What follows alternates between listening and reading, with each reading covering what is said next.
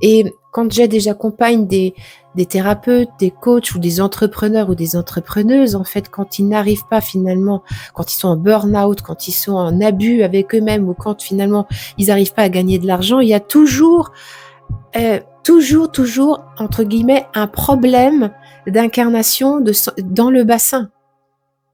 Parce que le bassin égale la manifestation, la création.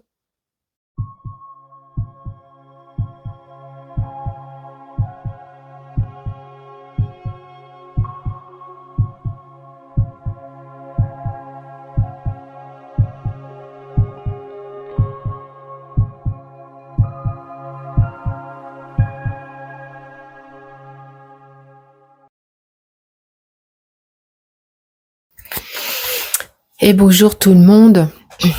Je sais pas du tout comment je vais commencer cette vidéo. C'est un sujet qui me touche beaucoup, dont je voudrais te parler tout de suite. Qu'est ce fameux refus d'incarnation, cette sensation de ne pas pouvoir se sentir pleinement en vie, le deuil de ta non-mort, en fait, tous ces espaces de toi qui sont un peu comme planqués dans un espace-temps. Et c'est comme si en bas, dans la matière, ça ne laisse pas venir cette incarnation, cette lumière, ça ne la laisse pas venir. Et très souvent, il y a des confusions pour moi, en tout cas dans ma propre histoire, quand je dis ça refuse l'incarnation. En fait, c'est même pas que ça refuse l'incarnation, c'est comme si ça ne laisse pas la place pour l'incarnation. C'est-à-dire que vivre dans la matière, être en présence dans la matière, pour certaines parts de nous, ça peut sembler comme trop étroit, trop plein de glu, trop plein d'histoires, trop plein de trucs. Et donc, du coup, il y a quelque chose de nous qui est dans nos fascias, qui se contracte, qui est contracté et qui ne peut pas laisser passer cette part de lumière parce que ça veut préserver, en fait, cette grâce. Et je me retrouve très souvent dans des accompagnements où, eh bien, des grandes parties d'âmes sont planquées dans des espaces-temps, soit par une gémellité perdue, soit parce que une personne est née juste après un enfant mort-né ou un enfant perdu, et donc ça doit remplacer la mort. Ça, c'est vraiment les versions les plus hardes. Donc il y a vraiment comme un programme de loyauté, de fidélité très profondément ancré dans les cellules, comme si finalement laisser en tout cas cette lumière divine entrer dans le corps, c'était rompre un contrat de loyauté avec les morts. Voilà. Et moi, ça me touche, en fait, ça me touche beaucoup parce que j'ai tellement vécu une grande partie de ma vie dans ce non-vouloir laisser mon âme rencontrer ce magma terrestre, ce magma de l'humanité qui est ici, là, dans ma matière, en fait, là, partout, là, tout ce que je suis, il y a le magma de l'humanité là-dedans. Voilà.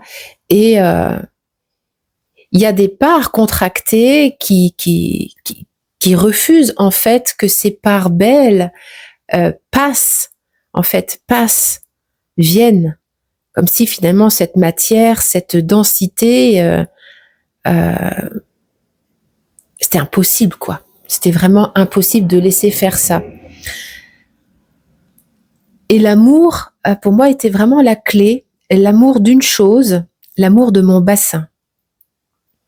De revenir dans mon bassin, là où se fondent les origines de notre vie, en tout cas de terrestre, dans cette incarnation-là, revivre dans mon bassin l'enjeu de ma propre naissance, de ma propre incarnation.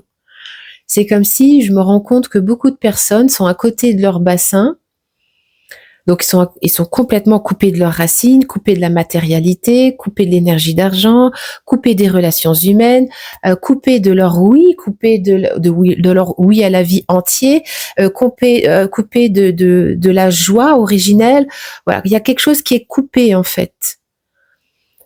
Et moi, en tant que sage-femme de l'âme, en fait, mon job, vu que j'ai quand même entamé un beau travail amoureux sur moi depuis quelques années, c'est d'accompagner cette naissance de l'âme à travers la conscience du bassin. Et il s'agit pas de sexualité. Alors évidemment, on fait des enfants avec de la sexualité. Il y a toujours un rapport sexuel. Mais l'idée, ça va être vraiment d'accompagner un processus, accompagner des fréquences divines, des hautes fréquences à descendre fascia par fascia, couche de millefeuille après couche de millefeuille, pour intégrer finalement ces parts de cette corporalité et s'unir à cela. On parle d'unité souvent comme si finalement l'unité on pouvait la faire hors du corps. Je pense que ça, c'est une spiritualité désincarnée. Alors évidemment, il y a plein de gens qui vivent des spiritualités désincarnées, c'est très bien, mais ça nous maintient dans un refus d'incarnation, dans un vivre une incarnation désincarnée, enfin moitié incarnée. Et j'ai cette sensation que le corps est une voie de passage amoureuse pour retrouver à l'intérieur du corps l'espace divin en fait. C'est comme si il y a quelque chose qui croit qu'il n'y a pas d'espace dans le corps, alors que finalement, il y a énormément d'espace dans le corps. Et c'est comment, en conscience, on arrive à créer de l'espace, à remettre de l'ouverture dans les fascias, de la circulation pour que la vie, donc notre âme, puisse venir goûter cet espace à l'intérieur de notre corps. On a dans notre hara également, il me semble, moi qui œuvre beaucoup dans le bassin, on a dans notre hara une possibilité de recontacter la source, la conscience, notre propre conscience qui peut, c'est par là qu'on fait les enfants, qui peut vraiment goûter l'origine dans le hara. Dans ce deux-là, c'est comme si finalement je viens m'unir, je viens presque même descendre dans ce deux pour rejoindre le un, l'unité en fait.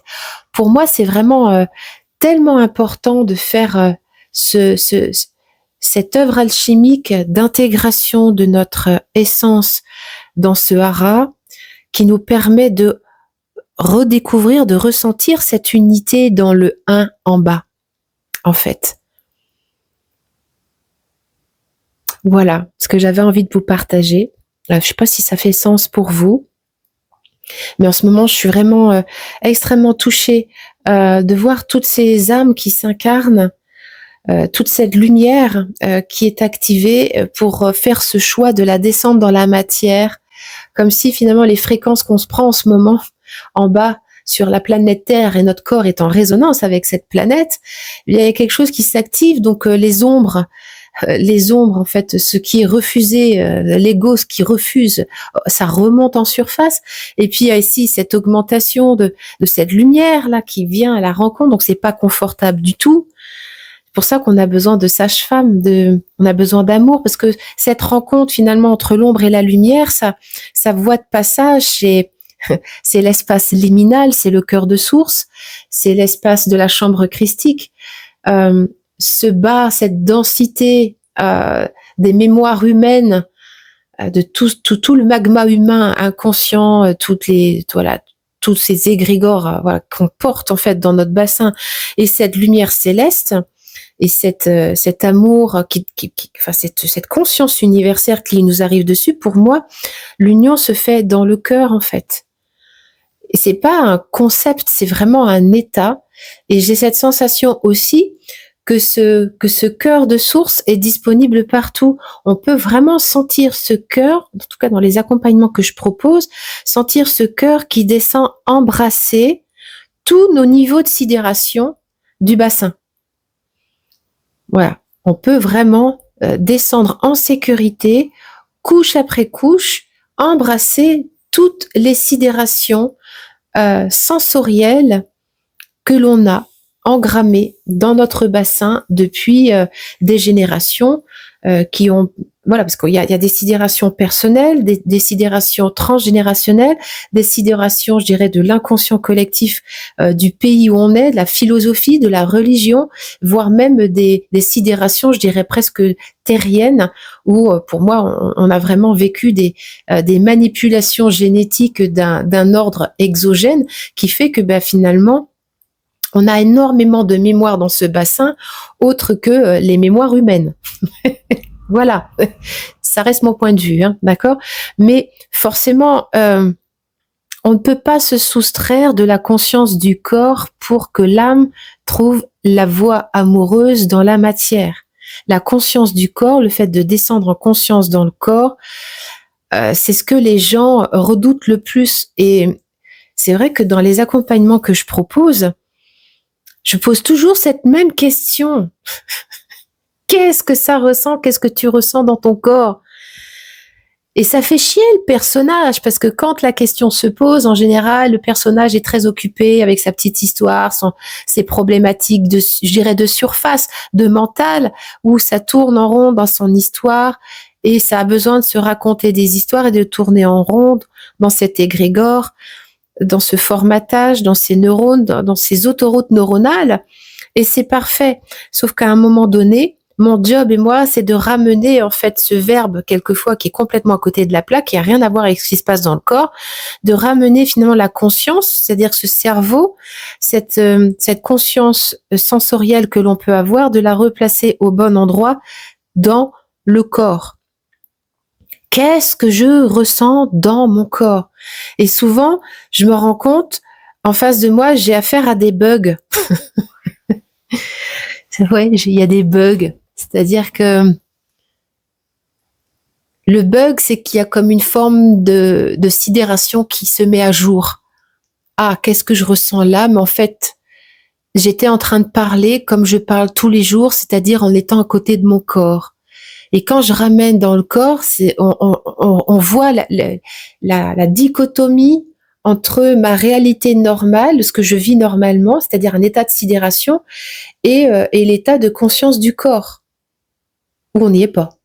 Donc il y a vraiment tout un chemin amoureux de pouvoir parler en conscience tout en étant branché dans son corps et sentir un processus de sensation psychocorporelle qui se déplace dans le corps lorsque finalement je commence à venir mettre en travail un problème de l'ego.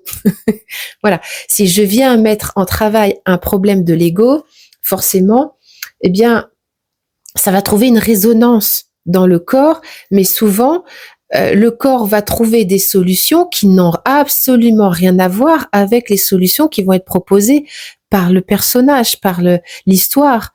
C'est-à-dire, pour moi, c'est hyper intéressant autour d'une problématique de l'ego, de venir sentir où est-ce qu'elle est. Par exemple, je viens de sortir d'une session avec un accompagné où la problématique était au niveau du plexus, comme une espèce de boule noire, piquante, etc., etc.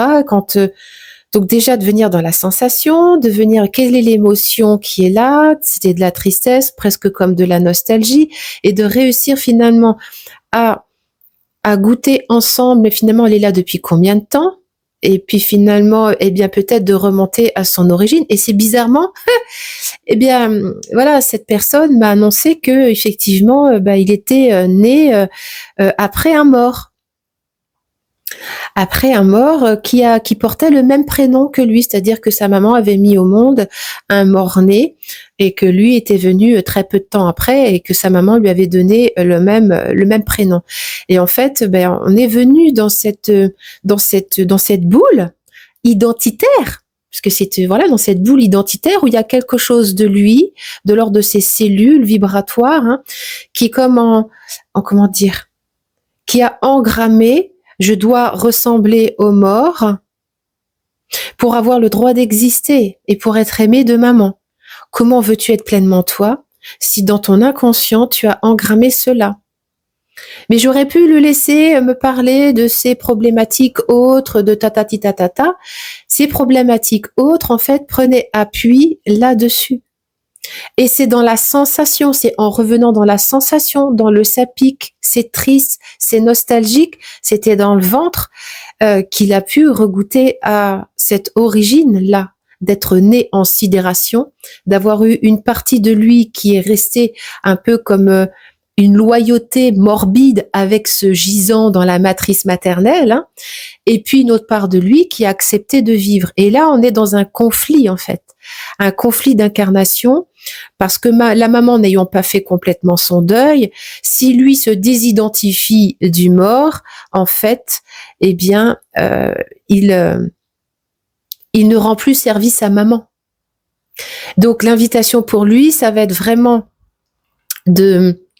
d'accoucher de son âme, de la laisser passer, hein, d'incarner son âme dans son bassin, replacer son âme dans son bassin et accoucher de ce gisant, qu'il soit un homme, hein, ou on s'en fiche, hein, ça s'accouche aussi, hein, et de le laisser passer par cette voie de passage qu'est le bassin. Et c'est ça qui est juste génial. Moi, c'est ce à quoi j'assiste très régulièrement, c'est de voir à la fois tous ces hommes et toutes ces femmes qui accouchent en fait de placenta psychiques névrosés, étriqués, conditionnés par X raisons. Bah là, c'était la mort d'un enfant. Ça peut être tellement d'autres choses. Et finalement, de rompre cette poche des os psychiques pour laisser finalement cette âme trouver son chemin d'incarnation dans la matière. Vous voyez, et ça, c'est un processus vraiment amoureux. Ça peut pas se soustraire de la sensation. La sensation, sentir dans le corps comment ça bouge comme un enfant, et quand il se met il est dans le ventre, ça bouge, on le sent bouger. Eh bien, c'est pareil, même pour les hommes, pardon. Hein, quand tu peux sentir ta vessie, tu peux sentir ta matière fécale se déplacer, tu peux sentir ta digestion, tu peux sentir ta respiration. L'idée, ça va être d'accompagner ce processus-là d'incarnation, en tout cas de choix d'unir cette âme, cette lumière, cet amour, de la descendre dans la matière et de suivre le mouvement en conscience, en laissant aussi les espaces qui vont résister à cela s'exprimer avec toute l'histoire qui est collée, sans en faire toute une histoire. Et c'est là rentrer en processus. C'est là toute la richesse d'entrer en processus et de s'incarner et d'accepter de s'incarner. Et accepter de s'incarner, c'est accepter de dire oui à toutes les parts de nous qui refusent l'incarnation. D'entrer en contact avec cette part, hein, qui est dans cette loyauté transgénérationnelle, familiale, dans cette loyauté d'incarnation. Mais je dois être fidèle finalement aux morts et remplacer un mort. Moi, je viens de la gémellité perdue. J'ai cru devoir remplacer la jumelle perdue de mon père pendant 45 ans.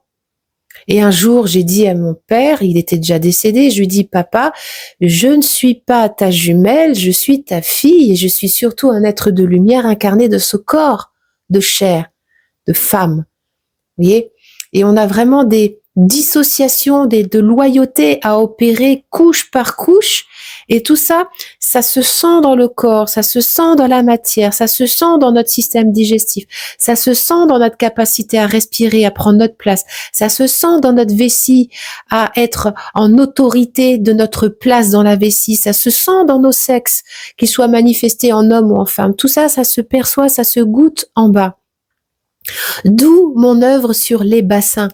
Il ne s'agit pas ici de sexe, la sexualité étant une conséquence de comment finalement notre âme est plus ou moins incarnée dans notre corps, d'accord, et comment finalement notre sexualité a été conditionnée durant les 7 premières années de notre vie. Mais l'idée, ça va vraiment être de descendre cette conscience amoureuse là, cette chambre christique doit descendre dans la chambre au mystère de l'humanité, rencontrer notre humus, rentrer en humilité, descendre dans nos hontes les plus cachées. Et quand j'accompagne des thérapeutes, des coachs ou des entrepreneurs ou des entrepreneuses, en fait, quand ils n'arrivent pas finalement, quand ils sont en burn-out, quand ils sont en abus avec eux-mêmes ou quand finalement ils n'arrivent pas à gagner de l'argent, il y a toujours, entre guillemets, un problème d'incarnation dans le bassin. Parce que le bassin égale la manifestation, la création. Voilà. N'hésite pas à me faire un petit pouce, un petit commentaire ou me faire un pouce à l'envers si tu trouves ça aussi que c'est nul ce que je te raconte. Tout est parfait, tout est libre d'être. Je répète encore, je répète encore, je ne détiens pas la vérité. Moi, je suis juste une expériencieuse de conscience incarnée dans le corps et j'aime beaucoup partager, comment ça s'éprouve à la fois chez moi, dans mon terreau du vivant, et comment je le vois s'expérimenter dans le terreau des gens qui viennent en processus avec moi. Allez, n'hésitez pas à vous abonner si c'est toujours pas fait et à partager cette vidéo. Ciao.